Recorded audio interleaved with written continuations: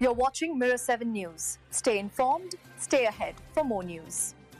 So this Broncos Commanders showdown turned into one of those classic Sunday night thrillers, where every inch, every fingertip, and every decision practically shaped the final result. It was the kind of game that reminds you why football is so often described as a game of inches. Because at the very end, that's exactly what decided it. Denver pulled out a 27-26 overtime win, but the way it happened felt almost cinematic. Washington had just marched down the field in overtime and scored a touchdown, and instead of kicking the extra point to tie, they went all in. They lined up for a 2-point conversion to win the game right there. Jeremy McNichols slipped out of the backfield completely uncovered. The pass from Marcus Mariota looked like it was floating right into his hands. But then, out of nowhere, Broncos edge rusher Nick Bonito, wearing a cast no less, stretched out and deflected the ball with just enough reach to knock it away. That one swipe of his hand sealed the 9th straight win for Denver. Some fans and analysts immediately started saying the Broncos escaped, but head coach Sean Payton wanted none of that. In his words, "We didn't escape, we won," and, honestly, he has a point. This team has been winning tight games all season.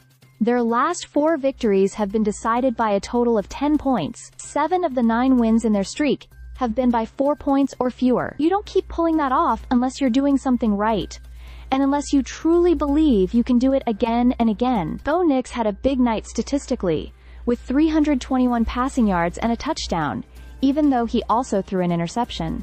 RJ Harvey kept the offense moving and punched in 2 touchdowns on the ground. But it was the defense, especially in the most critical moments, that showed up when Denver needed it the most. Bonito not only made the game-saving play, but also added a sack earlier in the game. On the other side, Mariota delivered 294 yards and 2 touchdowns, and the Commanders outperformed Denver in first downs, total yards, and time of possession.